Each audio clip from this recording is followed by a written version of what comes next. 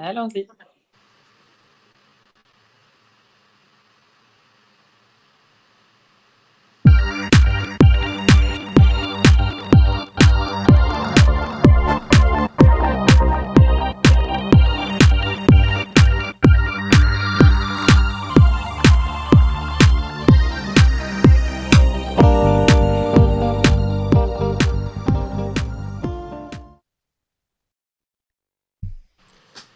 Bonsoir à toutes et à tous et bienvenue sur cette room quotidienne. On est lundi, début de semaine, et on va, grâce à Biljana Todorova, découvrir quelques secrets de notre cerveau. En fait, il est très bien gardé, le secret de notre cerveau. Il est souvent gardé dans notre tête. Et apparemment, Biljana a réussi à trouver quelques secrets, donc elle va nous en parler. Pour présenter Biljana, sachez qu'elle est docteure en sciences et elle nous dira dans quelle spécialité elle travaille dans la science. Coach professionnel également. Et elle va nous parler notamment de sa première conférence sur le cerveau et le dépassement de soi. Et peut-être qu'à la fin de cette room, si vous avez de la chance, vous pourrez devenir toutes et tous des super-héros. Alors, avant de rentrer dans le vif du sujet, j'aimerais, Biljana, que tu nous expliques un petit peu en quoi tu es docteur en sciences et justement, quel est ton parcours ces dernières années? Déjà, pardon, excusez-moi, c'était un appel. Déjà, bonsoir à tout le monde. Je suis vraiment ravie et merci pour cette invitation. C'est un plaisir de partager ma passion ici dans cette room. Oui, tu l'as bien dit, je te remercie pour cette présentation, Sylvain. Je suis docteur en sciences et j'ai fait un doctorat en immunologie. Et par la suite, je me suis passionnée par les neurosciences. Et depuis quelques années, depuis 3 ans exactement, je participe constamment dans des études cliniques j'expose mon cerveau à ses propres limites. Je le place dans des contextes où il doit se débrouiller, il doit trouver des ressources par lui-même dans des protocoles scientifiques qui permettent justement de sentir un petit peu qu'est-ce qui se joue à l'intérieur. Et en parallèle, je suis constamment en contact avec des chercheurs, je lis beaucoup de bibliographies sur le cerveau et mon seul objectif, c'est de savoir me servir tellement bien de de cet outil qu'on a à l'intérieur de nous, qui est sophistiqué, à la fois très. Il y a beaucoup de potentiel dedans, et quand on ne l'utilise pas correctement, tout à l'heure, on verra où est-ce qu'il nous amène naturellement, par défaut. Il n'est pas programmé pour aller vers le meilleur des sens. Donc, du coup, ce soir, on va parler de ça.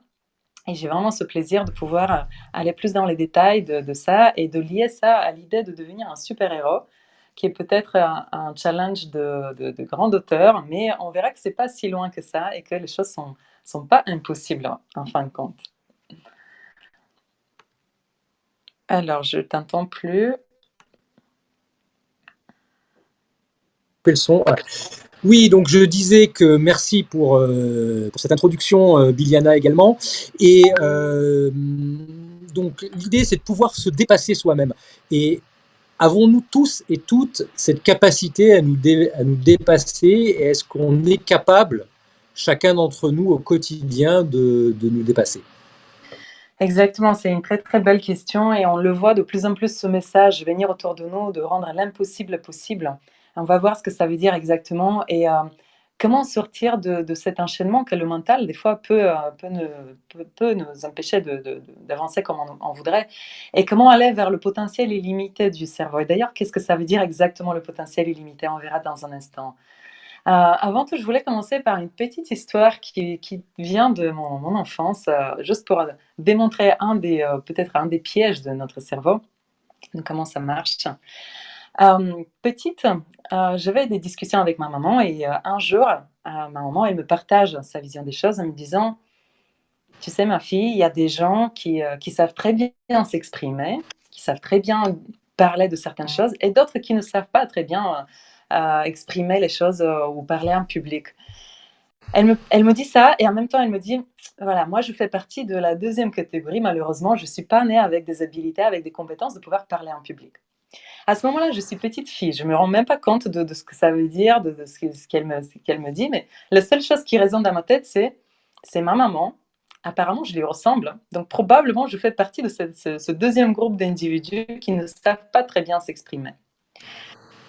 Et hop, la croyance limitante qui s'est collée à moi et que j'ai véhiculée pendant 30 ans de mon expérience à moi. Pendant 30 ans, j'étais persuadée que c'était impossible pour moi de pouvoir bien m'exprimer en public. Et quand on est convaincu de quelque chose de similaire, le cerveau, il est très sage, c'est un bon servant. Il va juste exécuter ce qu'on lui a demandé. Quand je lui dis, tu ne sais pas très bien t'exprimer, il va y avoir l'état émotionnel qui suit avec. Donc, c'est juste une pensée, mais il y a l'état émotionnel qui suit avec. Et il y a également le comportement qui va en découler. Donc voilà, juste pour démontrer un exemple de limitation du cerveau qui vient de manière inconsciente, qui vient dans ce cas de l'éducation familiale. On a beaucoup de croyances de cet ordre-là qu'on va hériter de nos parents. Et tant qu'on s'identifie à ces croyances limitantes, nos cerveaux vont juste exécuter ce qu'on a tendance à croire. Et tant qu'on ne remet pas en question ces choses-là, ben on va juste, notre cerveau, il va nous montrer qu'on a raison. Il cherche à me rendre cohérent avec ce qu'on pense. Donc, tant que je pense de cette manière-là, je vais être cohérente avec ça et je vais me comporter de cette manière-là. Donc, ça crée 30 ans de souffrance quand même. C'était pas très agréable à vivre. Jusqu'à ce que je découvre tout ce dont on va parler aujourd'hui, je suis vraiment ravie qu'aujourd'hui, le sujet est de plus en plus ouvert. On voit de plus en plus qu'on n'est pas obligé de rester dans ces croyances, dans cette prison du cerveau et qu'à chaque instant, on peut identifier des choses qui ne nous appartiennent pas, qu'on peut les remettre en question, on peut se libérer et par la suite, on peut avoir le comportement qui va avec et aller vers ces actions qui dépassent le quotidien, qui nous dépassent nous et qui dépassent parfois la moyenne des gens. Et dans ce cas-là, on va aller vers cette idée du super-héros, la personne qui ne se conforme plus à la majorité des gens. Alors, comme tu le sais très bien, Clubhouse, c'est également un moment d'échange avec les gens qui nous écoutent. Et j'aimerais faire un petit tour de table déjà pour les 3 personnes qui sont avec nous sur scène, à savoir Philippe, Christian et Vincent. Est-ce que vous avez, chacun de vous 3 à tour de rôle, identifié justement des croyances limitantes autour desquelles vous avez longuement tourné en rond? Alors, on va peut-être donner la parole à Philippe pour commencer. Bah écoute, merci. Si Philippe Alors, est avec nous. oui, est-ce que tu m'entends? Non, tu m'entends pas. Tout à fait, on est bon, on est bon. Tu m'entends? C'est bon? Là, c'est bon, t'entends. Ok, d'accord. Donc, alors oui, Philippe, la première bonne nouvelle, c'est que j'ai un cerveau. Donc, cette question de la croyance limitante. Alors la question de la croyance c'est limitante, plutôt une très bonne nouvelle. La question de la croyance limitante, bah oui, évidemment, et pour rebondir sur ce que disait Biliana tout à l'heure, lors de la première conférence que j'ai eu l'occasion de faire en anglais aux États-Unis pour Apple, je me suis, ça s'est pas super bien passé de mon point de vue. Alors, oui, on a un problème. On a quelques difficultés à t'entendre, hein, Philippe. Qu'est-ce qui se passe? Qu'est-ce qui fait que tu as des difficultés à m'entendre? Ah voilà, donc ça y est, c'est mieux là. Ok. Oui, donc la première fois que j'ai pris la parole en public aux États-Unis en anglais, c'était il y a presque 30 ans. Eh bien, ça s'est pas très bien passé. Je me suis dit que parler en public n'était pas fait pour moi et que plus jamais je reparlerai en public. Donc c'est un peu le même type d'exemple qu'a donné Biliana, sauf que là, c'est moi qui me suis infligé directement cette croyance limitante et qui finalement j'ai fait tomber puisque maintenant c'est devenu mon métier, quoi. C'est un très bel exemple, Philippe, je te remercie, parce que ça montre un des mécanismes qu'on a à l'intérieur de nous, c'est de généraliser un phénomène. Quand on vit un phénomène une fois et qu'il ne se passe pas comme prévu, des fois on s'il est imaginé d'une manière et puis on fait la prise de parole en public et puis on vit tous les symptômes du stress et puis on n'est pas au maximum de nos compétences. Et à la fin de l'expérience, le cerveau, qu'est-ce qu'il va faire? Il va extrapoler cette expérience et la superposer sur le futur et conclure que puisque ça s'est produit une fois, ça va se produire à plusieurs fois. Donc ça demande un vrai dépassement et j'imagine que tu l'as fait comme tu as fait ton métier, dans la prise de parole en public. Ça demande un vrai dépassement pour dépasser déjà cette tendance naturelle de généraliser à partir d'une expérience, de généraliser sur plusieurs expériences à venir.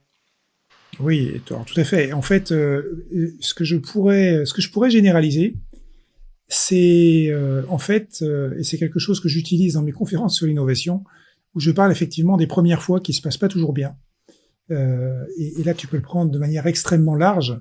Et effectivement, quand une première fois elle se passe pas bien, tu peux te dire que faut pas refaire. Et si on prend dans le cadre de notre vie personnelle, heureusement qu'on a remis sur le métier notre ouvrage de nombreuses fois, puisque si on s'était arrêté avec une première fois qui marche pas super bien, eh ben on marcherait pas. Hein. On marcherait pas, on n'aurait pas d'aventure, on n'aurait pas de relations sexuelles, enfin, ce serait juste dramatique. Donc, bien évidemment qu'il faut dépasser l'expérience d'une première fois qui pourrait nous impacter sur le futur. Exactement, exactement. Et on va voir dans un instant, quelques mécanismes comme ça qui bloquent le cerveau de base, quelques mécanismes, qui par défaut sont, on peut dire, même mal réglés à l'intérieur de nous, et si on ne prend pas en compte ça, par défaut notre cerveau il va pas nous tirer vers le haut, Juste avant que malheureusement. tu continues, peut-être finir notre tour de table avec Christian qui est également sur scène. Christian, Bonsoir, bonsoir. bonsoir à tous. Mon neurone restant me souffle une interrogation qui est une croyance limitante assez répandue. Il paraît qu'on utilise 10% de nos capacités dans notre cerveau, et je pense que ça, c'est vraiment une croyance limitante, et je serais intéressé que Bibiana nous dise un peu où on en est aujourd'hui par rapport à ce type de croyance limitante. Oui, très bonne question, Christian. Je te remercie aussi parce que ça a été véhiculé pendant plusieurs années et il faut savoir qu'une croyance limitante, on la forme en répétant des choses, en répétant une pensée. Plus on la répète, plus elle devient, véritable pour notre cerveau.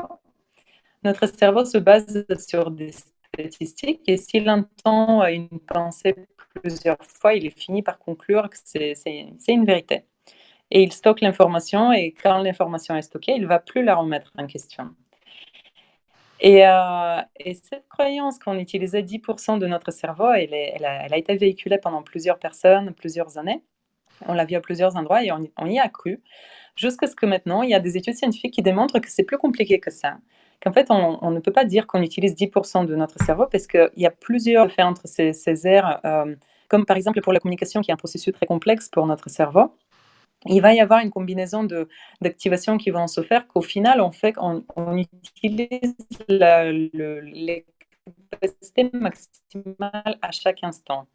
On utilise les capacités maximales qu'on a développées, à chaque instant et les ça serait, heu, ça serait une ouais, une limitation de se dire que 10%, même si, on aimerait le croire. Je me souviens le film Lucy, j'avais beaucoup aimé le film Lucy dans lequel Hem, l'actrice principale, elle évolue au cours du film en prenant une drogue. Elle augmente ses capacités jusqu'à arriver à 100 de capacité cérébrale. J'ai tendance à l'expliquer différemment. Je dirais qu'un temps normal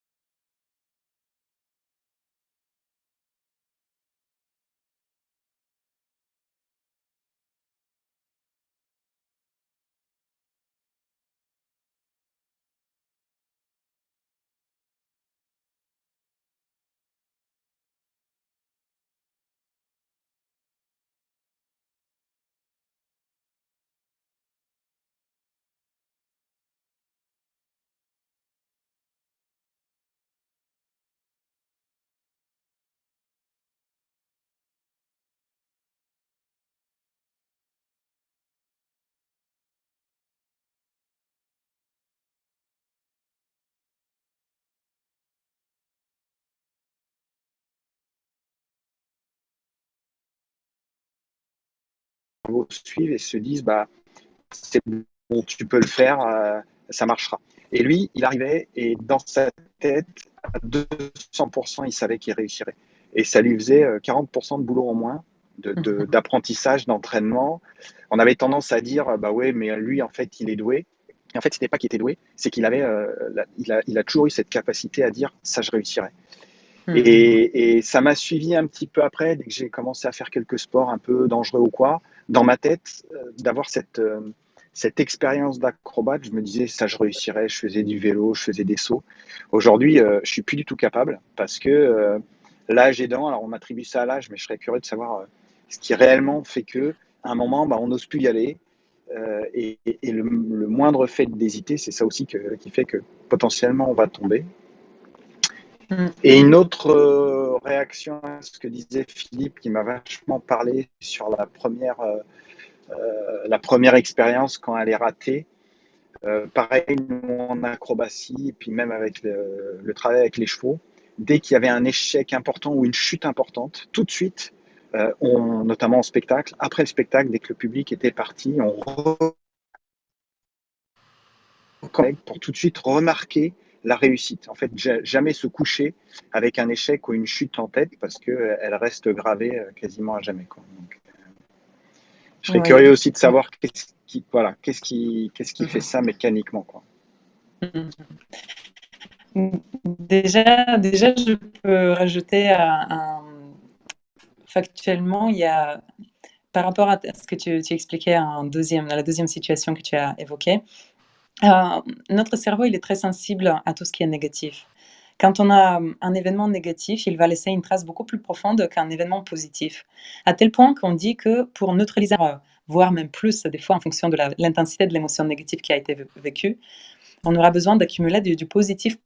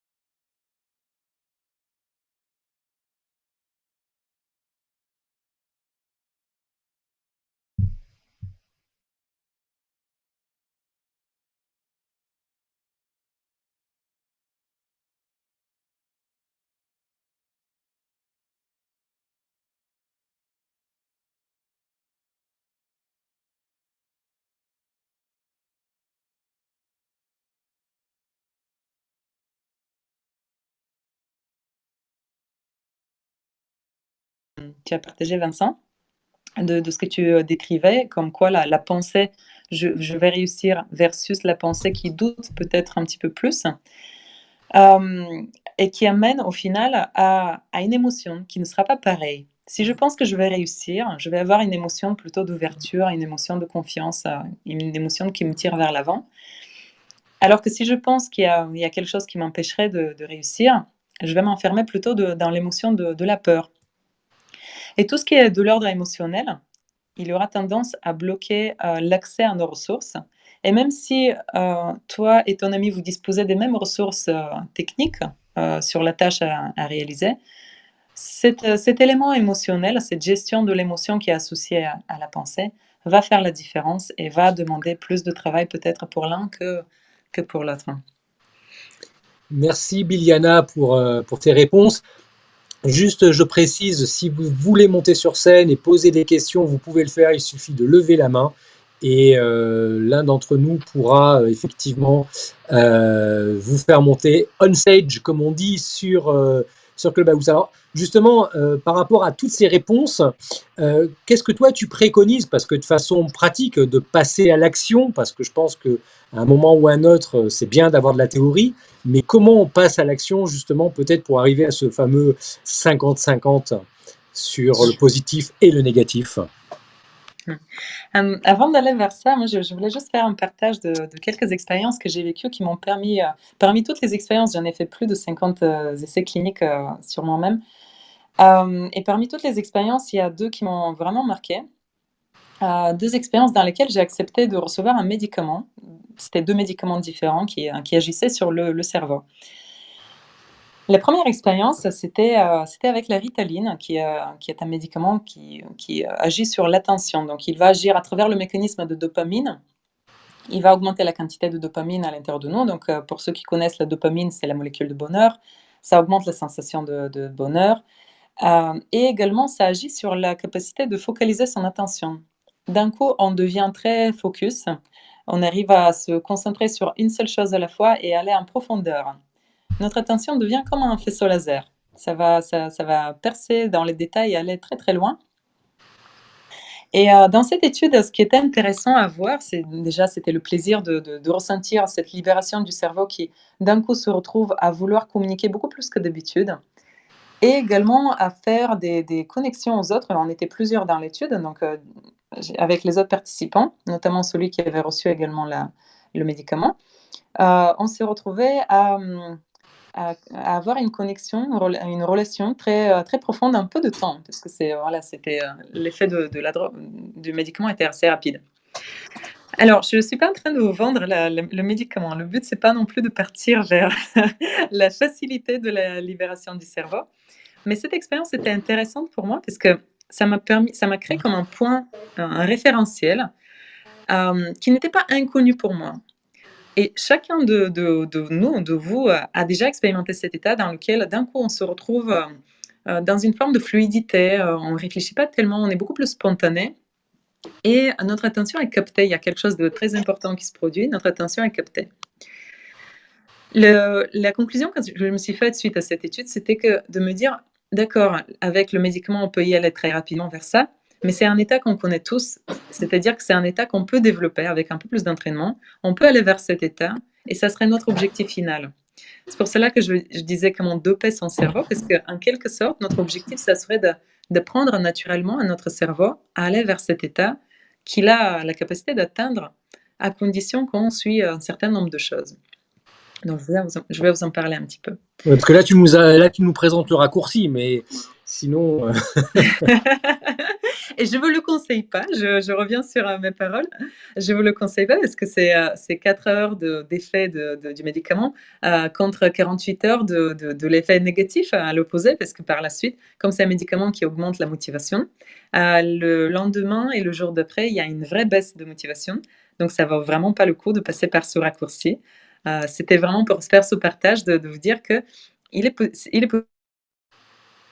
possible d'atteindre cet état par la facilité, mais il est possible également de l'atteindre par d'autres méthodes et ça serait notre but. Ce serait de développer cette attitude qui nous permet d'aller vers cet état de plaisir et de bonheur, vraiment bonheur simple. Et dans la deuxième étude que je voulais vous partager, c'était un autre médicament. C'est un médicament qui s'appelle la kétamine, qui, lui, il a pour but de perturber la conscience. Donc, il va perturber les connexions à longue distance dans la conscience. Et c'est là le moment pour expliquer un petit peu comment ça fonctionne, la conscience et l'inconscient. On a mentionné tout à l'heure, en échangeant avec Vincent, cette idée d'accéder à quelque chose de plus grand, une ressource plus grande à l'intérieur de nous. Et en utilisant dans cette deuxième étude avec la kétamine, j'ai pu accéder à cet espace bien plus grand à l'intérieur de nous-mêmes, dans lequel il y a énormément de ressources.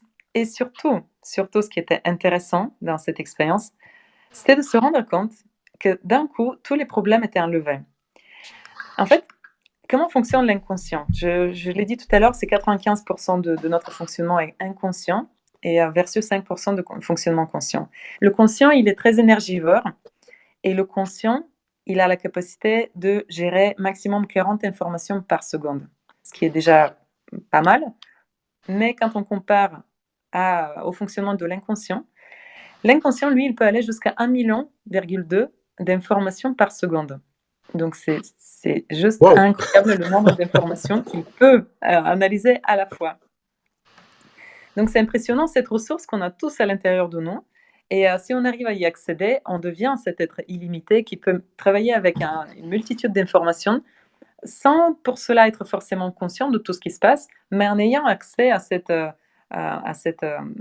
partie de nous qui va nous guider d'une manière beaucoup plus complexe et complète.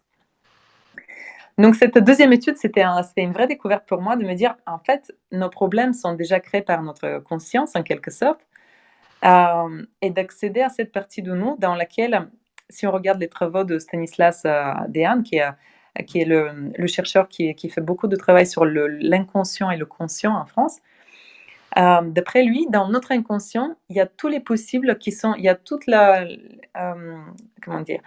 il y a toutes les possibles qui sont représentés à chaque instant. Et notre conscience, qu'est-ce qu'elle va faire? Elle va sélectionner juste un échantillon de tout ce qui est disponible pour nous. Notre conscience va s'arrêter sur un échantillon et va nous représenter ça comme la réalité seule possible. Et on va croire que c'est la réalité seule possible.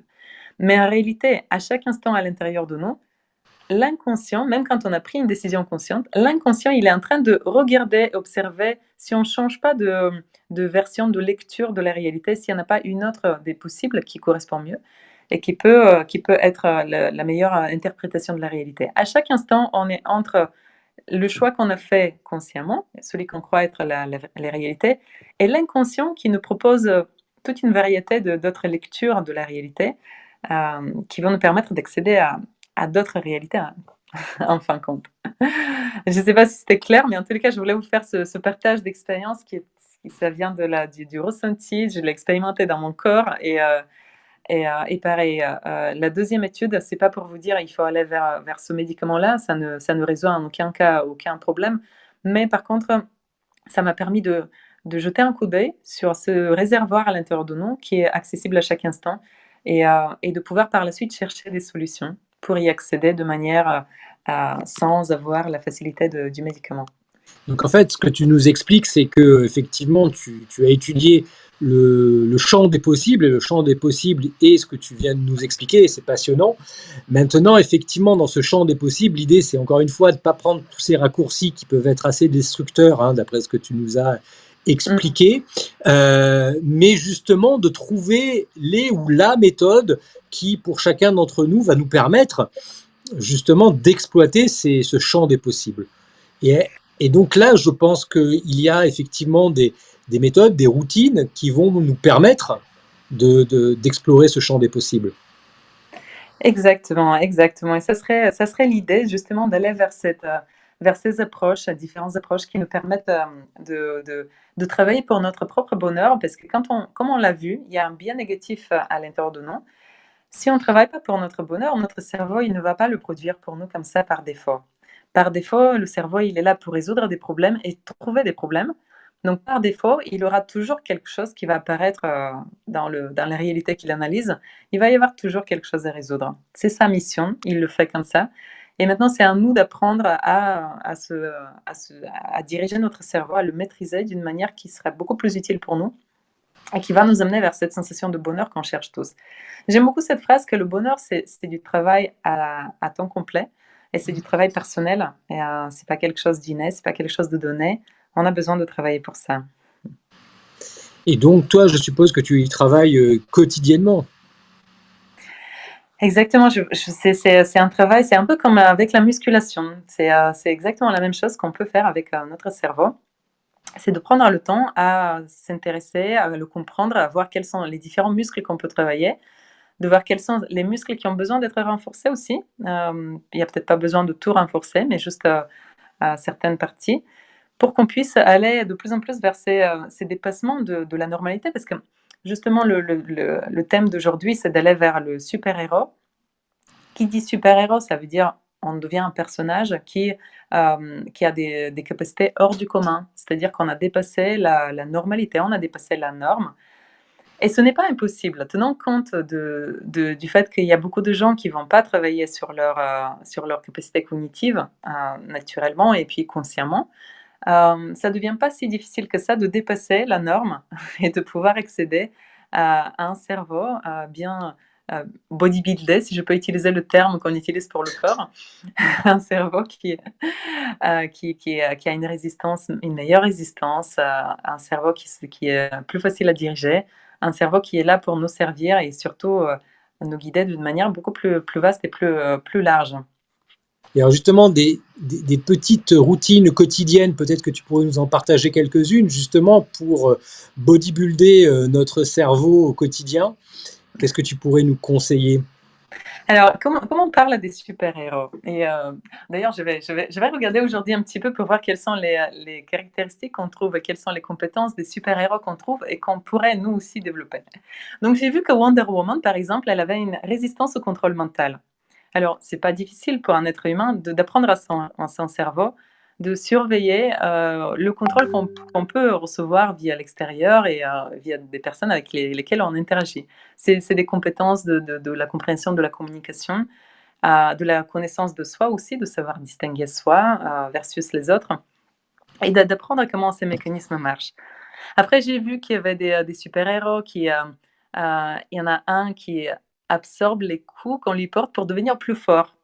Alors ça, comment ça va se traduire pour un être humain? Ce serait, quelqu'un qui est capable, c'est une forme de résilience, hein, quelqu'un qui est capable de chaque expérience, qui reçoit comme un coup, de faire une force, en sortant de cette expérience. Ça aussi, c'est quelque chose qui s'apprend. Même si on a entendu à plusieurs fois que la vie, c'est juste une suite d'apprentissage. Quand on traverse une expérience difficile, c'est beaucoup plus dur quand on est au sein de l'expérience de pouvoir apprendre directement et de pouvoir, grandir de ça et de développer une force. Ça demande un vrai entraînement et d'une flexibilité mentale, dans notre capacité de lire la réalité, de comment on va analyser la réalité qui va nous donner cette, nouvelle version de la réalité qui sera: «OK, c'est dur à vivre, mais c'est important pour moi de le traverser parce qu'il y a une force derrière». Pareil, je regardais, il y a des super-héros qui ont un instinct animal, donc c'est un instinct surdéveloppé. Tout à l'heure, on parlait de l'inconscient, de l'accès à l'inconscient, cette, source énorme de ressources à l'intérieur de nous, que ce soit des ressources émotionnelles, que ce soit des ressources, cognitives en termes d'information. Lorsqu'on développe notre capacité de passer de la conscience vers l'inconscient, on développe cet instinct qui est plus primaire, qui est de l'ordre du ressenti et qui va pouvoir nous guider également vers une facilité dans la vie, si on peut dire ça comme ça. Alors j'ai toute une liste, mais je regarde aussi qu'est-ce qui peut être intéressant. Par exemple, Heroes, il sait voyager dans le temps. Voyager dans le temps, c'est une capacité normale pour notre cerveau, on le fait constamment. Pour la plupart des gens, c'est inconscient. On appelle ça un mécanisme de vagabondage de l'esprit, c'est-à-dire l'esprit qui vagabonde dans le passé ou vers le futur. Hem et c'est beaucoup de notre temps que l'esprit il va se décrocher de ce qu'on est en train d'écouter, pour partir vers une expérience passée peut-être ou vers, une expérience future, un objectif futur qu'on a besoin de mettre en place et commencer à y travailler. Donc c'est une forme de voyage dans le temps inconscient qui, lorsqu'on la laisse de manière par défaut, également crée du mal-être. C'est une des sources de malheur aussi dans notre quotidien, de ne pas pouvoir conserver notre attention là où on veut la placer, mais de se laisser, balader par notre cerveau de manière inconsciente, sans lui demander où aller. Par contre, ce même mécanisme, quand on développe le muscle de diriger notre attention là où on veut l'amener, ça nous permet par la suite, de faire ce mécanisme de vagabondage à notre demande et d'aller peut-être se connecter à un souvenir du passé dans lequel il y a des ressources positives, un souvenir d'amour, un souvenir de joie.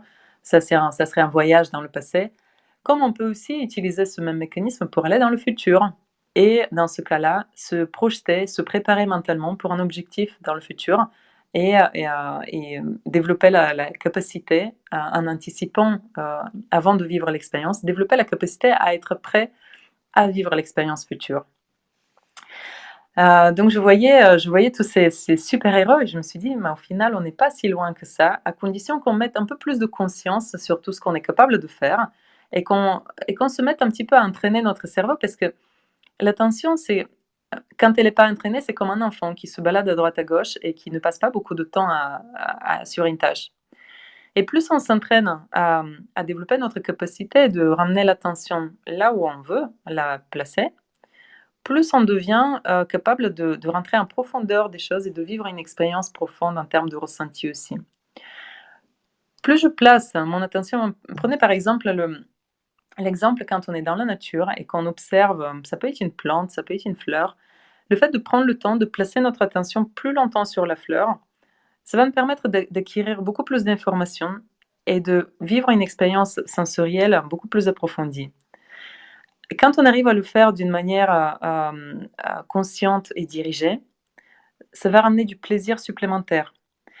Et l'entraînement de le faire sur la longue, qu'est-ce que ça crée? C'est que même dans le quotidien, quand on est en interaction avec quelqu'un, au lieu d'avoir le regard qui fuit à droite à gauche, au lieu d'avoir des pensées qui partent vers le futur, vers le passé, on est présent pour la personne, on s'intéresse à elle, on pose notre attention sur la personne et on rentre en connexion profonde avec la personne, en étant beaucoup plus dans on capte beaucoup plus d'informations et on est beaucoup plus précis dans notre interaction.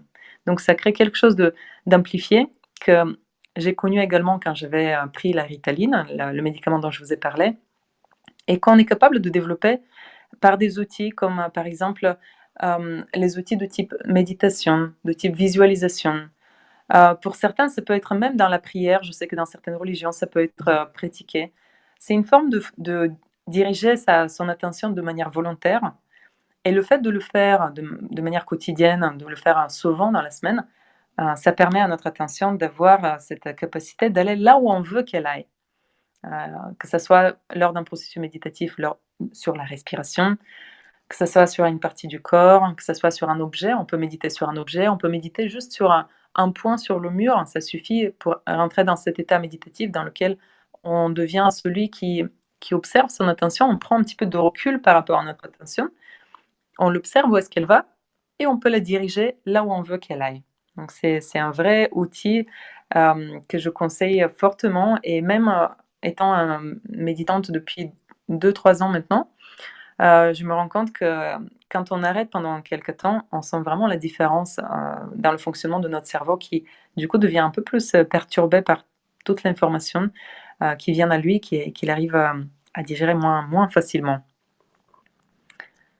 Et donc, par exemple, sur ce type de pratique, est-ce que toi, justement, tu conseilles d'être accompagné, de vivre ça en communauté à plusieurs, ou est-ce que c'est quelque chose qu'on peut expérimenter seul dans son coin?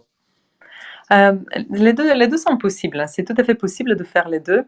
Après, c'est comme avec la salle de sport, hein. C'est beaucoup plus motivant quand on est plusieurs et que tout le monde est avec le même objectif. Il y a comme un élan commun qui fait que, pour un débutant dans la méditation, c'est un peu plus difficile de commencer seul que d'être dans un groupe qui est déjà en train de méditer ou d'être accompagné par, quelqu'un qui, il suffit d'avoir une personne avec soi pour amener le cerveau dans cet état d'expérience si je peux me permettre de le dire de mode un peu plus scientifique, on rentre dans une fréquence du cerveau qui est de type alpha. Si on regarde ça sur un électroencéphalogramme, il y a une vraie différence entre le mode de fonctionnement habituel dans lequel on est actuellement tous, parce qu'on réfléchit, même pour ceux qui ne parlent pas, il y a une forme de réflexion, donc c'est des ondes bêta qui sont beaucoup plus, en termes d'intensité, elles ont des amplitudes plus grandes et elles sont plus rapprochées, ces ondes. Alors que les ondes alpha, elles sont plus détendues. Ça rentre dans un état un peu plus lent, légèrement plus lent, mais qui permet du coup au cerveau de connecter des informations peut-être éloignées de manière générale et ça montre notre créativité. Dans ce mode de réflexion alpha, qu'on soit méditant ou qu'on utilise, je vous ai dit, l'approche de fixer un point sur le mur, des fois c'est suffisant. On peut juste émettre l'intention de trouver une réponse à une question ou bien de développer son prochain atelier ou sa prochaine réunion. Ça peut être une question comme ça. On pose la question, on met notre cerveau dans ce mode alpha, donc au ralenti, et on laisse à nous venir des images, venir des idées, venir des mots qui vont être les réponses à la question qui a été posée auparavant. Le cerveau est beaucoup plus créatif, beaucoup plus puissant dans cette fréquence de travail. Vous pouvez même l'imaginer comme quand on est en mode complètement conscient, en mode bêta, donc celui qu'on est actuellement. C'est comme si on travaillait, si on avait un espace de travail dans une pièce, alors que quand on passe en mode alpha, c'est presque comme si on sortait de l'immeuble. On a un espace de travail qui s'élargit, qui devient beaucoup plus grand. En termes de ressenti à l'intérieur, on peut le ressentir. Ça devient beaucoup plus grand.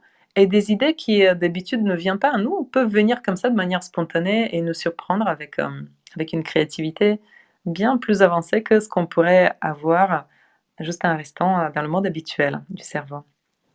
Alors, je sais que des sensations que j'ai parfois et parfois j'ai peur en oubliant de noter ou de perdre cette information, de perdre ce côté justement inspiré et inspirant. Et donc là, il y a une espèce de peur qui s'installe. Comment on gère ça? Oui, effectivement, quand on médite, on nous conseille d'avoir du papier, un stylo à côté pour qu'on puisse noter à la fin de la méditation, pour qu'on puisse noter ce type d'idées. Personnellement, j'ai compris qu'avec le cerveau, si on commence à se dire: «Il faut que je me souvienne», c'est la meilleure manière d'oublier. Parce qu'il aime pas quand on le pousse dans un sens, il bloque. La meilleure manière de libérer l'accès à ce type d'information, donc comme tu le donnes comme exemple, mais aussi quand on a oublié une autre idée, c'est de se dire à l'intérieur de soi: «Ça viendra quand ça doit venir. Je vais me rappeler de ça quand ça doit revenir à moi». Et c'est dans ce type de relâchement que de nouveau on rentre dans ce peut-être mode alpha. Alors là, du coup, j'ai pas regardé les électroencéphalogrammes quand on fait ce comportement, mais à l'intérieur de moi, il y a un vrai relâchement, un vrai accès à cet espace plus large et du coup, on arrive à accéder à l'information perdue beaucoup plus facilement, en relâchant. C'est passionnant et encore une fois, hein, pour ceux et celles qui veulent intervenir, vous pouvez lever la main et on vous accueillera bien entendu sur scène. Je sais que vous êtes nombreux et nombreuses à nous écouter, donc n'hésitez pas.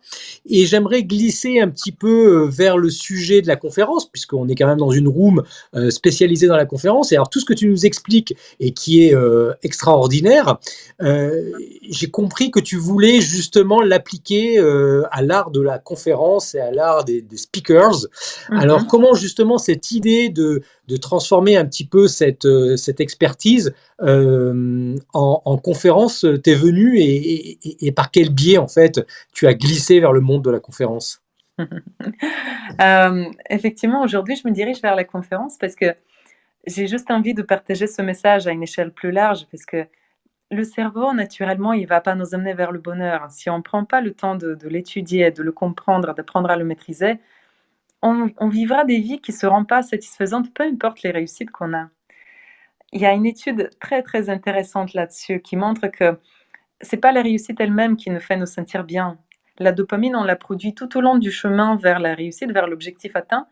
Donc on a une production de dopamine quand on est à la recherche d'un objectif, mais à partir du moment où on a obtenu l'objectif, il y a une chute de dopamine et à ce moment-là, il y a plus le bonheur. Donc si on est dans cette démarche classique du quotidien, aujourd'hui dans la société dans laquelle on vit, la démarche de la réalisation d'objectifs, c'est difficile de se créer un bonheur constant et durable. Alors que moi, à l'intérieur de moi, je rêve de cette société dans laquelle on sera tous en train de profiter de la vie dans sa globalité intégrale et c'est là où il y a besoin aussi de réapprendre au cerveau de voir la totalité de la vie, d'arrêter de biaiser la vie en voyant juste soit le négatif, soit le positif, d'arrêter la vision binaire. Le cerveau, il est caractérisé par sa vision binaire et on a besoin de sortir de la vision binaire pour aller vers cette acceptation de la vie telle qu'elle est et aller vers cette joie naturelle que beaucoup de philosophes ont évoquée dans leurs écrits. Cette joie naturelle qui est à l'intérieur de nous, c'est un état naturel quand on arrive à dépasser les limites du cerveau. Et pour moi, c'est très, très important de partager ce message avec le maximum de gens pour qu'il y ait comme une démarche globale qui se dirige vers cette exploration du cerveau, la maîtrise du cerveau, qui nous amène vers l'épanouissement au final. Je rêve de cette société dans laquelle on va pouvoir créer des relations de qualité, des relations profondes, sans devoir passer par des états de peur et de limites et de distinction avec l'autre, de rejet de l'autre. Parce qu'on aurait compris tout simplement comment ça fonctionnait à l'intérieur de nous. Et je pense que la connaissance la plus importante, c'est dévoiler ce mystère de soi, de comprendre ce mystère qui vit à l'intérieur de nous, de le décoder. Je pense que c'est notre mission principale. Et donc justement, à travers cette mission que tu te donnes et qui est extraordinaire, quel est le thème donc justement de la conférence? Il y a peut-être déjà un titre, tu l'as déjà peut-être exploité? On va rester dans la même catégorie donc ça serait le même titre, hein, comment domper de paix son cerveau. Et le but, ça serait d'encore rentrer plus dans les détails de la compréhension de ces mécanismes à l'intérieur de nous qui nous gouvernent, si nous, on n'apprend pas à les gouverner. Quand on arrive à maîtriser ce monde complexe qui vit à l'intérieur de nos têtes, il y a tellement de conséquences et de bénéfices qui en découlent que ça peut être intéressant au sein des entreprises, comme ça peut être intéressant dans le contexte des conférences de manière générale, grand public. Parce qu'on a tous un cerveau, on a tous besoin de prendre soin de lui. Et comme on le fait souvent avec le corps, on parle de l'importance du sport, on parle beaucoup moins de l'importance du coaching et de l'apprentissage de ce qui se joue à l'intérieur de nous, de cette compréhension interne de notre monde interne. Et pour moi, ça a sa place, hein. C'est autant que le sport, le sport du cerveau a autant de place pour nous. Qu'est-ce que tout ça vous inspire, Christian, Vincent, Philippe, qui êtes sur scène? Allez, Christian.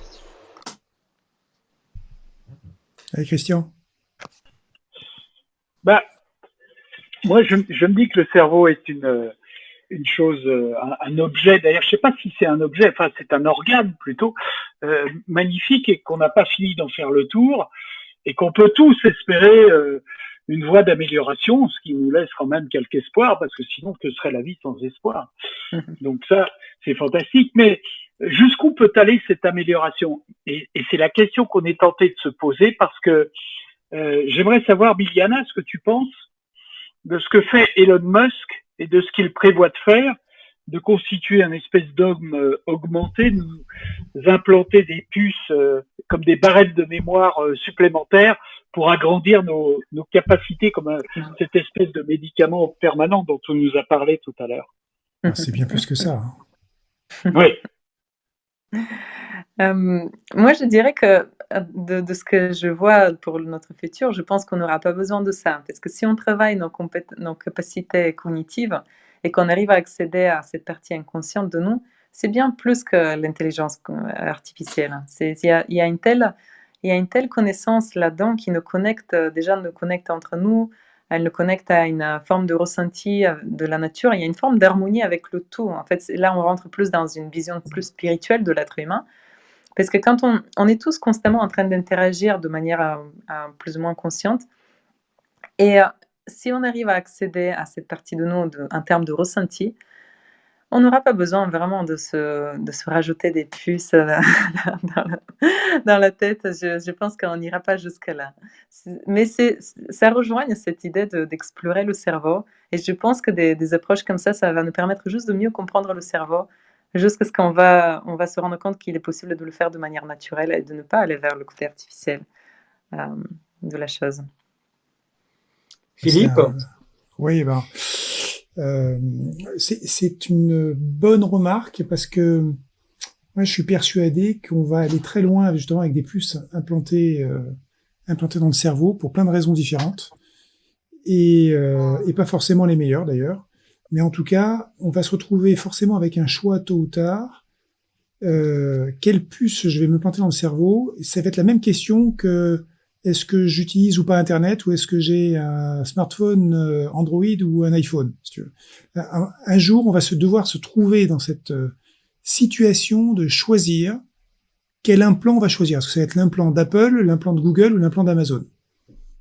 ou pas d'implant du tout?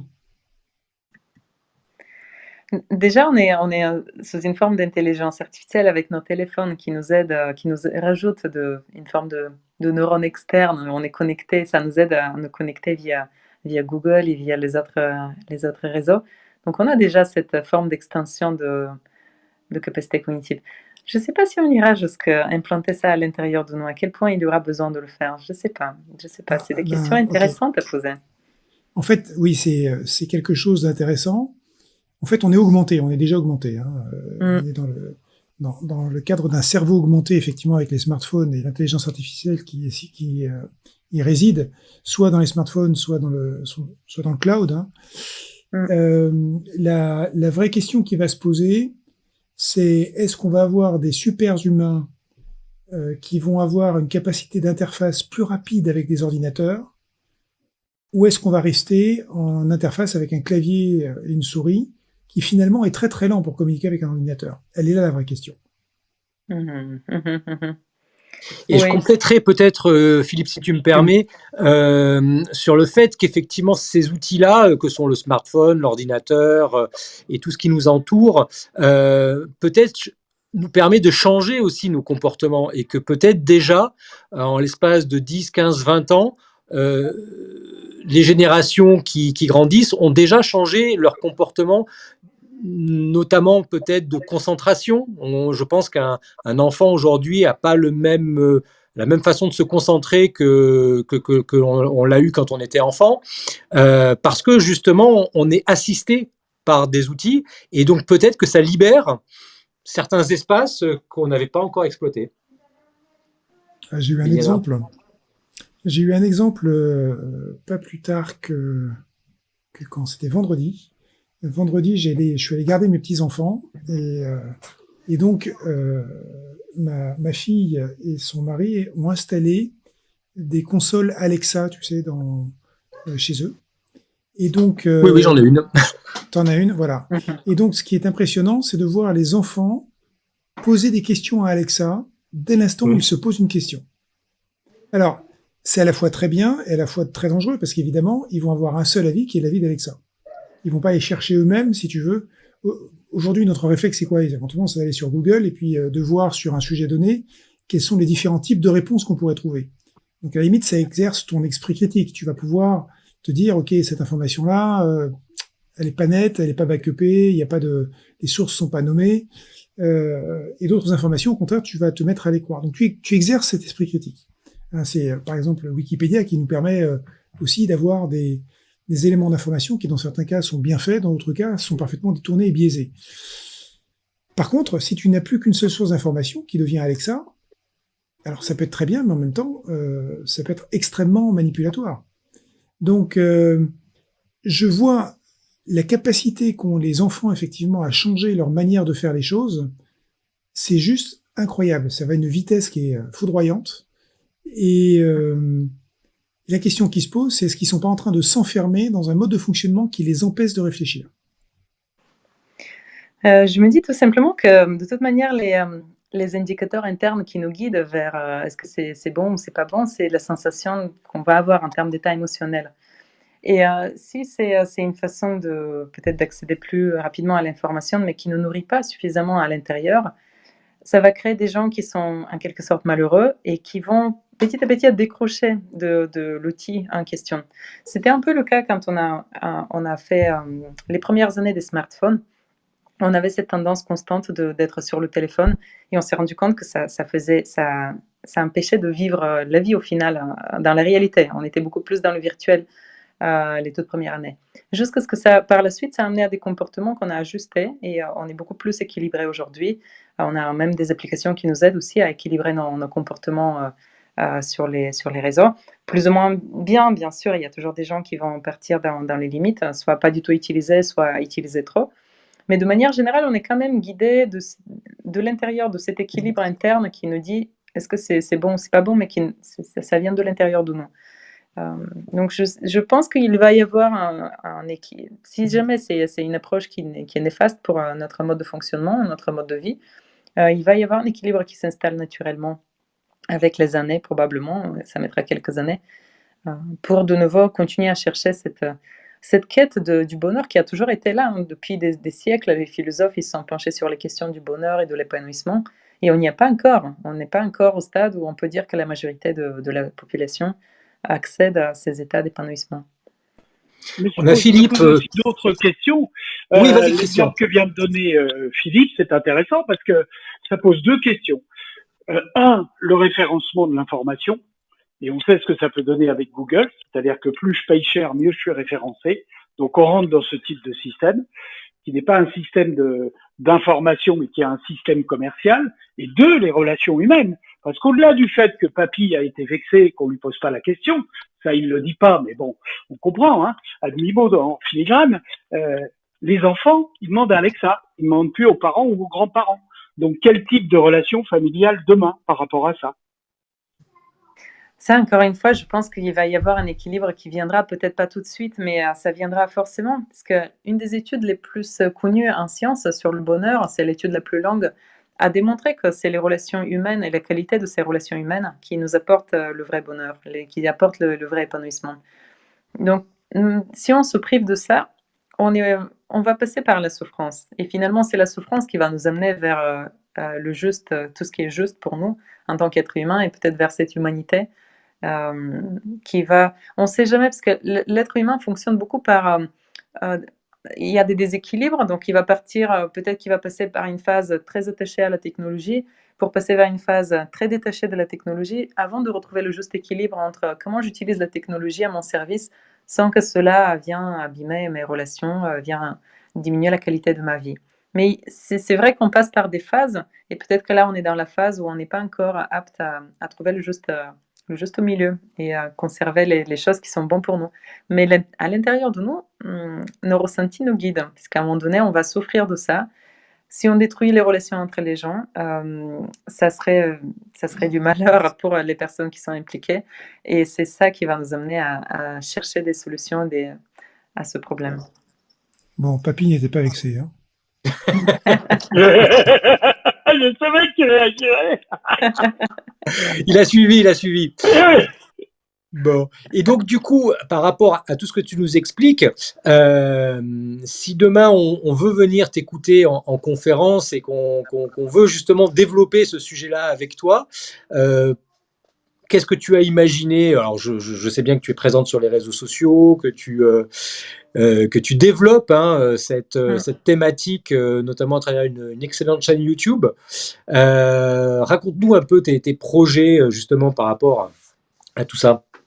Moi, dans mon idéal, c'est de combiner vraiment l'approche de scientifique avec l'approche du coaching qui est plus appliquée pour amener le maximum d'informations et de connaissances sur notre cerveau.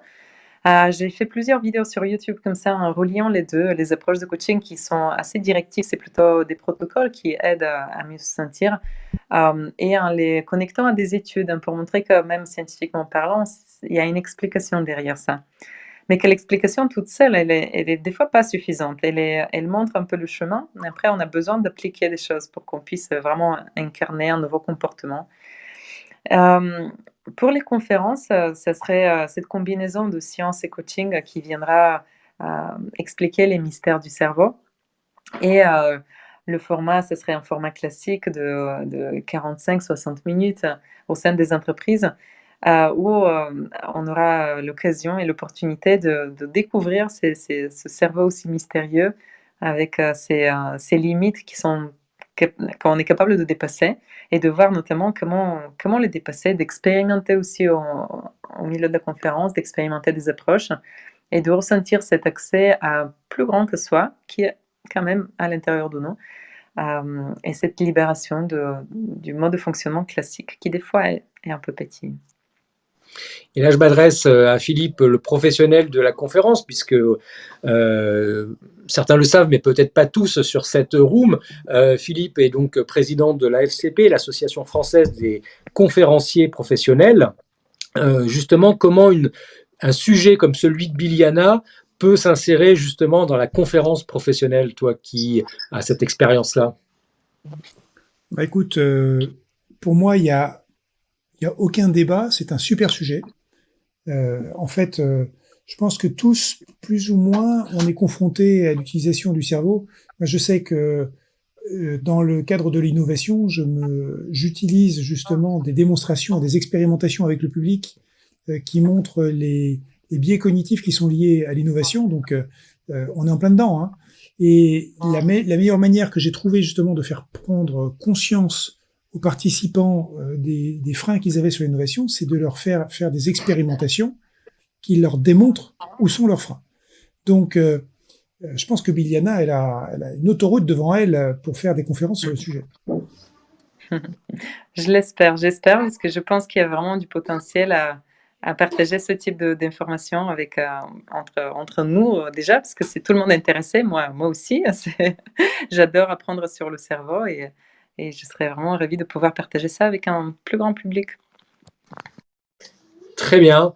Encore une fois, hein, le micro est ouvert, on est sur Clubhouse et il suffit de lever la main pour pouvoir intervenir. Je sens que vous êtes assez timide ce soir, puisqu'il y a très peu de gens sur scène. Vincent, je vois que ça vibre partout. Ouais, non. Oui, je voulais déjà remercier Philippe avec ses bonnes nouvelles de puce, de m'avoir bien fait flipper et de faire passer mon potentiel négatif de 70% à 95%. Mais j'espère vivement que pour une fois, tu te trompes. Moi, j'avais une question, Biliana. Tu as parlé tout à l'heure, tout au début, de ce côté légèreté, quand on ne se pose pas trop de questions, qu'on y va, que c'est en tout cas l'état qu'on recherche, et notamment quand tu parlais de cette petite pilule. C'est un peu ce qu'on retrouve des fois chez les enfants, c'est-à-dire ils ont cette naïveté, cette légèreté, rien n'est un souci. Moi, je vois mes enfants, le port du masque, ça n'a jamais été un problème, ils ne se posent pas de questions, il faut le porter, on le porte. Et petit à petit, l'âge aidant, l'expérience, enfin plein de choses font que chaque pensée, voire chaque phrase chez l'adulte commence par oui, mais, voire et si. Et on se pose des milliards de questions qui nous freinent. Donc, qu'est-ce qui fait qu'à un moment, on passe à cet état-là? Est-ce que c'est juste les claques qu'on a pris, les échecs ou autre chose? Et surtout, comment on peut faire pour essayer de garder chez nos enfants, comment on peut les éduquer pour qu'ils gardent pas cette insouciance, mais en tout cas ce côté positif de s'adapter, de ne pas se poser trop de questions existentielles et qui nous freinent pour rien, quoi. C'est une très belle question et je te remercie pour ça. Parce qu'effectivement, ce qu'on observe dans le développement du cerveau, c'est que quand on est jeune, donc le cerveau, il est encore immature. Et cette partie mentale qu'on va avoir tendance par la suite d'appeler le mental, elle est construite à partir de l'âge autour de 5-6 ans. On commence à construire le mental, dans lequel il va y avoir également aussi la partie ego, qui est aussi une construction du mental. Et c'est dans le mental qu'on aura tous ces concepts du qu'est-ce qui est bien, qu'est-ce qui est mal, et on va classer les choses. Ce qui est intéressant aussi à voir, c'est qu'un cerveau, quand il mature, il n'augmente pas le nombre de connexions, il diminue le nombre de connexions. Dans la tête d'un enfant, il y a beaucoup plus de connexions, et plus on grandit, plus on va sélectionner les connexions qu'on estime être les bonnes, celles qui nous servent, celles qui sont utiles. Le cerveau, il est beaucoup dans cette démarche d'utilité. Qu'est-ce qu'on utilise le plus? C'est ce qu'il va mettre en place. C'est pas forcément ce qui est bon ou ce qui est mauvais, mais ce qu'on utilise le plus. Par exemple, une langue, ça serait ça. Dans le cerveau d'un enfant, il va y avoir toutes les connexions possibles de toutes les langues qu'il aimerait éventuellement apprendre. Mais à un moment donné, il va y avoir une autoroute principale de la langue majoritaire et ça va nettoyer les autres connexions. Parce qu'en termes de connexion, on est quand même pas illimité. Et c'est ça qui est caractéristique pour les enfants, c'est qu'ils n'ont pas encore cette notion de séparer le monde en bien et mal. Cette dualité, elle n'existe pas autant chez eux. Elle est acquise par la suite. Nous, adultes, on a ces concepts et on se fie à ces concepts. Et donc, notre cerveau, il va écouter ce type de pensée et se conformer à ça. Pour pouvoir sortir de ce mécanisme ou bien garder cette partie enfant à l'intérieur de nous, on a besoin de remettre un peu en question ce qu'on croit et d'apprendre cette flexibilité mentale. C'est une forme d'agilité à l'intérieur de nous qui va à l'opposé de ce qu'on a l'habitude de faire. Si d'habitude on n'aime pas quand il pleut à l'extérieur, ça vaut le coup de temps en temps de prendre le temps de se balader et de faire le posé, de se dire ah, et si c'était bien, ça serait quoi la sensation que j'aurais? Le cerveau, il est très intéressant à ce niveau-là parce qu'il répond aux questions qu'on lui pose. Si je lui pose la question pourquoi je me sens mal, il va me trouver une réponse. si je lui pose la question pourquoi je me sens bien, il va me trouver une réponse aussi. Et donc, c'est nous qui dirigeons le cerveau. Et si je dis à mon cerveau dès le début que c'est pas normal qu'il pleut et qu'il ne faut pas que ça soit comme ça, il va se conformer à cette pensée-là. Et c'est à nous d'apprendre à amener la pensée opposée et de faire l'expérience opposée de ce qu'on a l'habitude de faire. Ça relâche un petit peu ces connexions qui ont tendance à se connecter constamment et qui devient un automatisme à un moment donné. Et ça nous permet, justement de repasser vers ce mode un peu plus large avec plus de possibilités où, il est possible qu'on se sente bien, qu'il pleuve ou qu'il pleuve pas et qu'on porte un masque ou pas. C'est vraiment ce détachement de ce qu'on pense être la normalité qui nous permet au final de redevenir un peu l'enfant qui fait juste l'expérience sans avoir une analyse au préalable, et sans anticiper ce qu'il est censé vivre. Il fait juste l'expérience et il est présent. Et c'est ce qu'on a besoin de réapprendre à faire consciemment. Et je pense qu'on ne peut pas se passer parce que le cerveau de l'enfant, il a besoin de maturer, donc il va passer par cette phase qu'on a tous traversée. Et c'est pas, et il y a de l'utilité là-dedans. Il y a besoin de séparer les choses pour les simplifier un petit peu dans la compréhension. Mais ensuite, on a besoin de faire un peu marche arrière et pouvoir relâcher un petit peu toutes ces certitudes qu'on a construites à l'intérieur de notre cerveau adulte pour redevenir un peu l'enfant qui doute des choses et qui fait juste l'expérience de chaque chose comme si à chaque fois elle est nouvelle, comme si à chaque fois c'est la première fois qu'il fait l'expérience. Je sais C'est pas. d'ailleurs le cas beaucoup dans le milieu artistique, hein, ou même sportif aussi, de recréer des expériences pour pouvoir les réinventer en permanence et peut-être expérimenter des gestes ou des façons d'être pour justement aller dans des directions différentes. Est-ce que l'artiste est peut-être justement celui qui arrive à nettoyer son cerveau Mhm. et à recréer justement des expériences? Oui, c'est une forme effectivement de flexibilité mentale qui du coup peut permettre également à d'autres. Une fois qu'on a entamé une démarche comme ça de flexibilité, de souplesse à l'intérieur de nous, on se rend compte que c'est possible. On réalise aussi que nos croyances, c'est pas que du vrai, on peut les assouplir. Et ça donne la possibilité aussi de le faire sur d'autres domaines et pas que l'artistique. Ça donne la possibilité de le généraliser, comme on a vu tout à l'heure, le cerveau il généralise, de généraliser sur d'autres approches, sur d'autres choses qu'on fait au quotidien. Qui voulait prendre la parole? Oui, Philippe? Oui, bonsoir à tous. Bonsoir Philippe. Je vais réagir à ce qu'a dit Biliana au début. Je suis un peu gêné parce que, et c'est un petit conseil que je donne à Biliana, lorsqu'elle cite des produits psychotropes ou stupéfiants, elle en a marqué les côtés, je dirais, intéressants pour elle dans le cadre de ses essais cliniques. Mais il ne faut pas oublier de parler aussi des effets extrêmement négatifs et extrêmement dangereux de ces molécules pour l'homme. Je me permets de le dire parce que dans l'assistance, il y a des gens qui écoutent, qui vont chercher l'un des psychotropes qui a été mentionné en début de room et qui vont voir que c'est vendu sur le dark web, même sur le web traditionnel. Donc ça reste des produits, ça reste des psychotropes et ça reste des produits stupéfiants. Et ça, c'est extrêmement important de contrebalancer. Ça, c'est la première chose que je voulais dire. Et la deuxième chose, c'est que Biliana a parlé d'essais cliniques, d'une 50aine d'essais cliniques. Est-ce qu'elle pourrait mentionner un essai clinique dans lequel elle n'aurait utilisé aucune molécule et qui aurait eu de très bons effets qui l'amèneraient vers ce statut de super-héros? Merci beaucoup. Merci Philippe. Merci Philippe. Et c'est un bon conseil. Effectivement, je l'ai souligné à plusieurs fois que il y a un prix à payer de ces drogues et que c'est pas la peine de les utiliser. Mais je le souligne si jamais il y a eu une mauvaise compréhension de la chose. C'était juste un exemple et je donnerai plus les noms des drogues comme ça. Il y aura pas de problème. Je pense que c'est vraiment très important, Biliana, surtout sur des espaces qui sont ouverts comme ça, de ne pas faire la promotion de produits stupéfiants ou de psychotropes parce que c'est un jeu qui est extrêmement dangereux.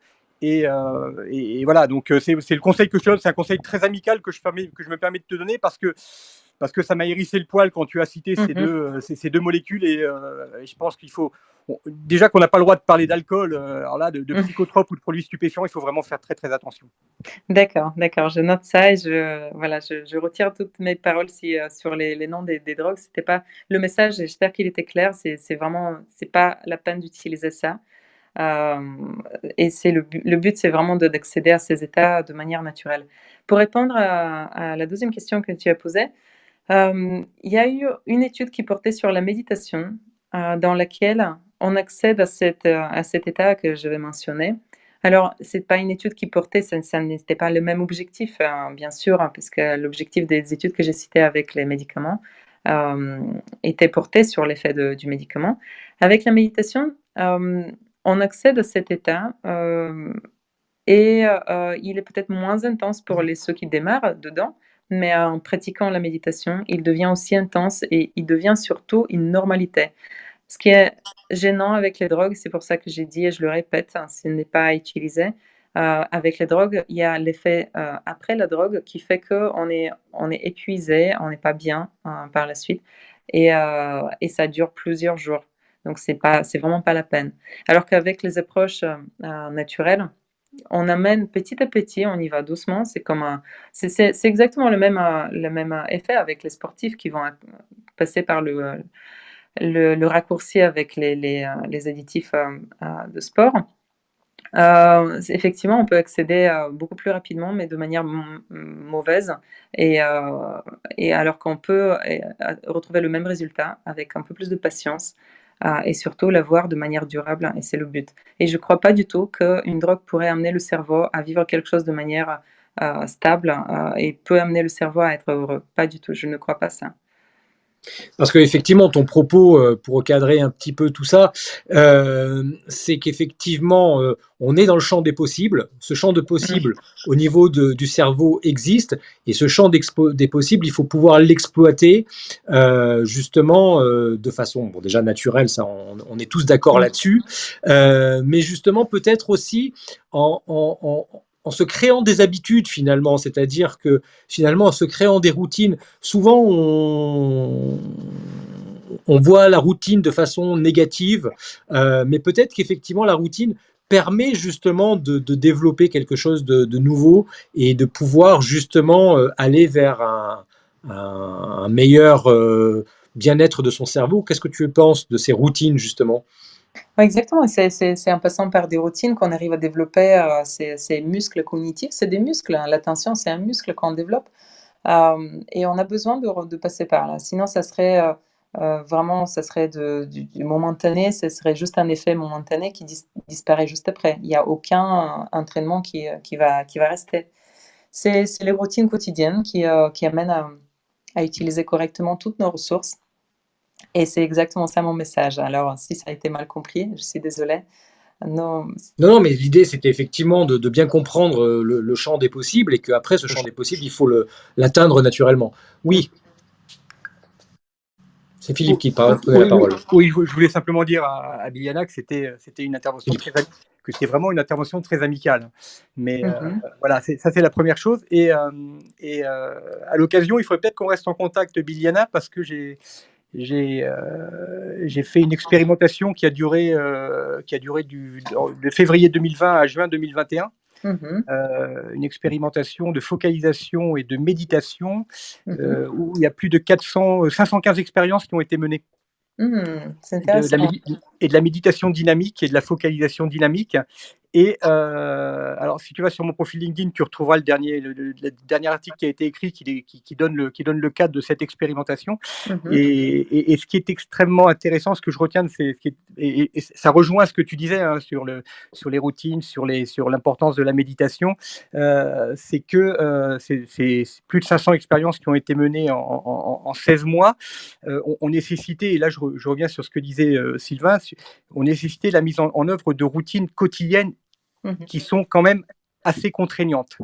C'est-à-dire que pour obtenir un résultat, il faut y consacrer du temps et quand même beaucoup de temps. Et à l'occasion, on pourra en discuter parce que toi, tu as mené des essais cliniques. Moi, j'ai mené des essais qui sont plus empiriques, mais Mmh. qui ont fait l'objet de centaines de pages de prise de notes, Mmh. pour en arriver certainement aux mêmes conclusions, mais ce serait intéressant d'en parler. Voilà. Avec Merci beaucoup. plaisir, avec Ben plaisir. voilà, des échanges constructifs. Et merci Philippe, hein, merci pour cette contribution. Johan, tu nous as rejoint sur scène. Johan, bonsoir. Bonsoir Bonsoir. Sylvain, bonsoir Liliana, bonsoir à tous, Philippe et Philippe.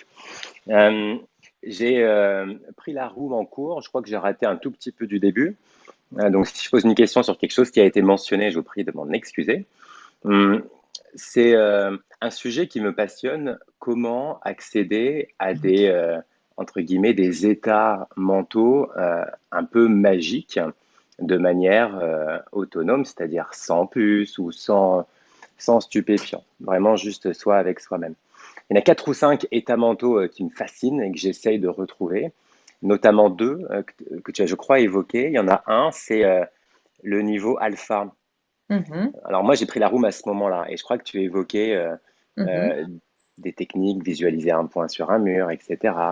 Et Mmh. c'est vrai que si on pose une question ou une intention, beaucoup de moments eureka, je trouve, arrivent à ce moment-là. Un Oui. peu comme la poussée d'Archimède, il était probablement dans cet état-là quand il était dans sa fameuse baignoire, ou la pomme de Mmh. Newton sous un pommier, à supposer que l'histoire soit vraie, il était sûrement dans cet état-là puisqu'il faisait une sieste. Et donc, Mmh. ma première de mes 2 questions, ce serait, avec l'entraînement que tu as, en combien de temps est-ce que tu arrives à atteindre ce niveau alpha? Et un peu comment tu fais, quoi? Qu'est-ce que tu pourrais nous conseiller pour y arriver? Mmh.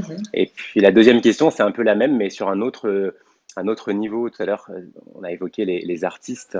Il y a le fameux état de flow, où, Mmh. voilà, pour ceux qui ne sont peut-être pas familiers, mais qui le connaissent, parce qu'on le connaît tous, c'est quand on est tellement absorbé dans une tâche que non Mmh. seulement le temps n'existe plus, mais en plus les pensées arrivent toutes seules, elles sont fluides, on trouve des bonnes idées. Alors les sportifs en parlent souvent, les Mmh. artistes, mais chacun, en fait, même en faisant le ménage, on peut atteindre l'état de flow si on est bien focus. Mmh. Et donc, est-ce que tu aurais là aussi une idée, un tips, comme on dit beaucoup sur Clubhouse, pour Mmh. atteindre cet état de flow également? Mmh. Je te remercie beaucoup pour les 2 questions. L'état alpha, il est facile et naturel en quelque sorte à atteindre. C'est l'état que tout le monde vit au moment où on se couche, juste avant de s'endormir. L'état de l'endormissement, c'est un autre état, mais juste avant, il y a un micro moment de cet état alpha. C'est le moment où il y a toute la journée qui repasse, dans nos têtes et des fois, c'est le moment où on se dit: «Ah, pour le lendemain, il faut que je prépare ça» ou bien: «Ah, aujourd'hui, il y a eu ça». C'est le moment où on obtient cette vision globale de la journée et on peut avoir ce type d'idées que tu évoquais, qui sont intéressantes à capter et qui nous guident, au quotidien. Pour accéder à l'état alpha, il suffit déjà quand on ferme les yeux, quand on regarde l'électroencéphalogramme, les yeux fermés, ils commencent à rentrer dans l'état alpha et quand on les garde un peu plus longtemps fermés, on est déjà on peut continuer dedans. Hem, on peut le faire également avec le regard fuyant dans l'espace, on fixe un point et le cerveau naturellement, comme il a plus à analyser l'environnement autour de nous, il va ralentir petit à petit, il va rentrer dans cet état où les choses sont plus paisibles et le regard, il est plus global, il y a plus de recul par rapport à ce qu'on vit, par rapport à nos idées, nos projets. On arrive à avoir cette vision globale. Après, ce qui pourrait empêcher, parce que là, du coup, il peut y avoir des pensées parasites ou des émotions qui sont à l'intérieur de nous. Dans ce cas-là, ça pourrait empêcher de rentrer dans cet état alpha parce qu'il y a d'autres pensées qui viennent nous chercher. Et ce qui serait intéressant, c'est de les noter avec une forme de détachement, de les observer, de se dire: «Ah tiens, je pense à ça, c'est intéressant» et de rester neutre par rapport à ces pensées, de garder cet, espace entre moi et les pensées qui viennent à ce moment-là, pour pas qu'elles me perturbent, à profiter pleinement de cet, état alpha. Hem, je ne sais pas si ça répond à ta première question, Johan? Oui, oui, très bien, je te remercie. Et en termes de timing, tu peux l'atteindre en combien de temps en moyenne? Du coup, c'est quelques secondes pour toi quand tu fermes les yeux ou? Ça dépend vraiment de l'entraînement. Je ne sais pas si vous avez suivi, il y avait ce chercheur, je ne sais pas si je vais retrouver son nom là maintenant, un chercheur qui était devenu bouddhiste et par la suite était revenu en France et même à l'Institut du cerveau et de la moelle, on a fait des études sur lui pour essayer de voir comment son cerveau changeait. Et il démontrait qu'il était capable, juste par sa volonté, de passer de mode normal à un mode euh, moins efficace, dans le sens un mode bête, on peut appeler ça, donc de rendre son cerveau plus bête que dans la normalité. Et il était capable aussi d'aller dans l'autre sens, bien sûr, de rendre son cerveau beaucoup plus intelligent, si on peut dire ça comme ça, parce qu'il avait fait suffisamment de méditation. Donc, la méditation, ça aide à connaître le mécanisme en interne et de pouvoir diriger notre cerveau vers ce qu'on veut. Donc, quand on est débutant là-dedans, ça peut prendre peut-être un petit peu plus de temps parce qu'on n'a pas l'habitude, on ne sait pas le guider. Mais plus on se connecte à cet état alpha et plus on reconnaît le ressenti, ça devient comme un souvenir qui va nous guider par la suite. Et ensuite, même notre cerveau, on va pouvoir le diriger vers cet état qu'on a connu, qu'on peut lui demander de reproduire. Donc, ça devient de plus en plus facile à s'y connecter. Pour moi, il me suffit de quelques secondes pour entrer dans cet état de détente et c'est comme si on plongeait à l'intérieur de nous, vraiment comme si à l'intérieur de nous c'était un océan et que d'habitude on reste en surface, on nage sur la surface de cet océan et qu'en rentrant dans cet état alpha, on peut tout doucement rentrer de plus en plus profondément dans les couches qui nous composent, parce qu'on est composé de plusieurs couches et notamment dans nos profondeurs, il y a des choses intéressantes à analyser, à observer, à voir et à étudier. Donc, c'est plus faire attention à ce type d'émotions et de pensées qui peuvent venir t'empêcher à être calme et d'accéder à cet état. Merci Biliana et merci à vous toutes et vous tous d'être intervenus, enfin tous, hein, parce qu'on n'était que des hommes sur scène. On s'achemine petit à petit vers la fin de cette room et je trouve qu'effectivement on a beaucoup appris sur notre cerveau et donc sur nous-mêmes. Là, je suis en train de chercher un point dans ma chambre sur lequel je vais pouvoir me concentrer ce soir et plonger dans mon océan de moi-même pour essayer de trouver mon trait de génie de demain. En attendant, je pense qu'on va conclure cette room. Et si Philippe veut peut-être ajouter quelque chose sur les journées de demain et du reste de la semaine concernant cette room des speakers. Eh ben écoute, en fait, tu viens de terminer la séquence de la saison, parce qu'en fait, derrière Liliana, il n'y aura plus rien. On va être dans le vide, dans le néant, jusqu'à la rentrée. Et on va reprendre ça normalement en septembre. Et là, c'est la trêve estivale. Donc, Liliana, en tout cas, c'était absolument très très sympa de t'avoir ce soir sur un sujet qui est aussi passionnant. D'ailleurs, le nombre de personnes qui sont connectées sur la room nous montre que le sujet était passionnant. Et je pense que je vais retourner méditer aussi avec mon bandeau Muse. Je sais pas si tu connais le bandeau Muse. Ah oui. Voilà, ben j'en ai un qui m'est. Il est bien. Voilà. Et donc, non, je connais pas. Ça, c'est quoi le bandeau de News? Muse, c'est un bandeau que tu te mets sur le front. D'accord. Et qui est connecté à ton smartphone et qui te permet de voir justement dans quel état de méditation tu peux rentrer. Et ça te permet, alors, tu entends des petits oiseaux, enfin tu les entends pas, mais quand tu es vraiment en méditation, tu les entends pas en fait. Et donc ça te permet quelque part de vérifier après coup quel a été ton état méditatif. Et c'est plutôt intéressant parce que ça te permet justement de t'entraîner justement à la méditation.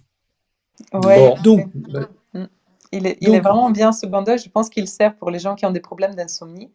Il est fait aussi d'ailleurs, la méditation, ça aide aussi à dépasser les problèmes d'insomnie. Mais le bandeau aussi, il guide très bien. Donc, c'est bien de le mentionner. Merci, Philippe. Voilà. Donc, oui, on est sur la dernière room de la saison. Et donc, encore une fois, je voulais te remercier, Sylvain, et aussi, évidemment, Biliana, pour la qualité des échanges que nous avons eus ce soir. Merci beaucoup. Et puis c'est bien que la FCP se cale sur les vacances scolaires, puisque tous nos bambins sont en vacances également à partir de demain. Voilà. Sylvain, Donc, je souhaiterais dire un petit mot. vas-y, Christian, exprime-toi. Je voudrais rappeler à tout le monde, et notamment à tous les professionnels, que cette room a été créée à l'initiative de deux personnes qui sont Éric Blot et Philippe Boulanger, qui est là ce soir, et qu'ils ont fait un travail formidable parce que c'était une présence au quotidien qui implique qu'ils ont donné bénévolement de leur temps, sans faille, avec une constance absolue, une bonne volonté et beaucoup de bienveillance à l'égard de tout le monde. Par la suite, ils ont élargi un peu le cercle en créant un comité de rédaction dont je fais partie avec Virginie Perrault. Et c'est ainsi qu'a fonctionné cette room pour organiser les sujets, les invités et les personnes qui pouvaient prendre la parole, que ce soit en tant qu'invité ou en tant que modérateur. Mais la primauté en revient à Éric et à Philippe, sans qui cette room n'aurait pas vu le jour. Et elle a permis à beaucoup de personnes de pouvoir s'exprimer, de pouvoir faire un peu de promotion gratuite.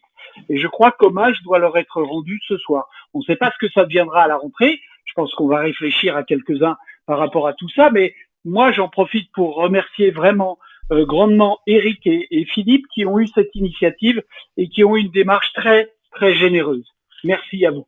Tout à fait. Et j'appuie sur ce que tu dis, Christian, pour vous donner une date qui est le 14 septembre prochain, où l'association, donc AFCP, l'Association française des conférenciers professionnels, redémarre en présentiel cette fois-ci, donc les journées AFCP. Donc c'est peut-être une façon aussi voilà, d'avoir ouvert la voie pendant ces temps troublés où on était tous derrière nos machines pour garder le lien et puis renouer avec justement des réunions physiques, parce que ça nous manque beaucoup. Enfin, je ne sais pas ce que tu en penses, Philippe, mais ça nous manque beaucoup de nous retrouver en présentiel, comme on dit maintenant. Ah bah oui, tout à l'heure, Biliana parlait des relations humaines qui étaient importantes pour le bonheur. Effectivement, le fait de ne plus se rencontrer, c'est quelque chose qui nous manque énormément. Et en fait, je pense que on s'est aperçu que ça nous manquait justement parce qu'on était obligé d'être dans cette configuration de distanciel. Dans un premier temps, on s'est dit c'est bon, on va survivre. Et puis en fait, on se rend compte qu'on ça nous manque terriblement. Hein. En plus, je suis quelqu'un d'extrêmement tactile, si tu veux, donc c'est d'autant plus important pour quelqu'un comme moi. Hein. Puis on est des animaux sociaux, c'est évident. Donc Oui. voilà. Donc en tout cas, merci Christian pour ton commentaire. Alors, effectivement, même si on a été à l'initiative avec Éric, c'est aussi grâce au travail que tu as pu faire avec Virginie et de tous les animateurs MC comme Sylvain, comme Gilles, comme Virginie, comme Sabine, comme Claude. En fait, je pourrais en nommer un certain nombre comme ça qui ont animé les rooms avec les différentes invités qu'on pouvait avoir. Et c'est la qualité de préparation, aussi bien de la programmation en amont que la qualité de la préparation des interventions qui font que ça fonctionne. Pourquoi ? Parce qu'on a pris une approche tout à fait professionnelle à ces rooms. Donc, encore une fois, je vous remercie tous et on se retrouve donc eh bien en septembre, tu l'as dit. En septembre, voilà. Probablement. Pour la rentrée des classes. On sait pas encore exactement ce qu'on va programmer en septembre, si on va changer le format ou pas, mais vu qu'il a l'air de fonctionner, je pense qu'on va continuer dans ce cadre-là.